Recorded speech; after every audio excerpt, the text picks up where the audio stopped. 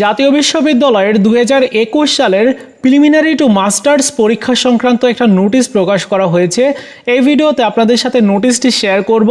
So সম্পূর্ণ ভিডিওটি দেখা প্রত্যেকের জন্য গুরুত্বপূর্ণ। চলুন শুরু করা যাক। তো আমি প্রথমে নোটিশটি এখান থেকে ডাউনলোড করে নিচ্ছি।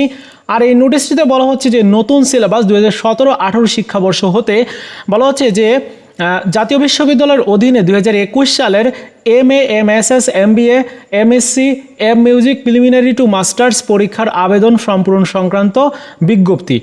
সো আপনাদের আবেদন ফর্ম পূরণ মানে পরীক্ষার যে ফর্ম ফিল আপ সেটি কিন্তু শুরু হচ্ছে আগামীকাল অর্থাৎ 28 এপ্রিল থেকে আর চলবে 16 মে পর্যন্ত।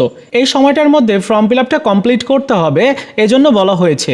এবং অন্যান্য তারিখগুলো এখানে রয়েছে। এছাড়াও উল্লেখ করেছে যে উল্লেখিত তারিখসমূহের আবেদন ফর্ম পূরণকৃত শিক্ষার্থীর অনলাইনে এন্ট্রিকৃত বিবরণী ফর্ম, হিসাব বিবরণী ফর্ম এবং ইনকোর্স ও মাঠ কর্ম নম্বরের মূল ম্যানুয়াল কপি ও প্রিন্ট কপি এক কপি বিষয় ওয়ারি আলাদাভাবে সিলগালা করে বিশ্ববিদ্যালয়ের স্ব কেন্দ্রে জমা দেওয়ার জন্য উল্লেখ করা হয়েছে। তো কত টাকা লাগবে এখান থেকে আপনারা চাইলে কিন্তু একটু মিলিয়ে নিতে পারেন, তবে আপনার কলেজ কর্তৃপক্ষের সাথে কথা বলতে হবে কত টাকা লাগবে। ওকে, এছাড়াও এখানে দেখতে পাচ্ছেন যে আরও ফিস আপনাদেরকে দিতে হবে সেই বিষয়ে উল্লেখ করেছে এবং নির্ধারিত সময়ের পরে জরিমানার মাধ্যমে ফর্ম পূরণের সুযোগ থাকবে না সেই বিষয়টি উল্লেখ করেছে।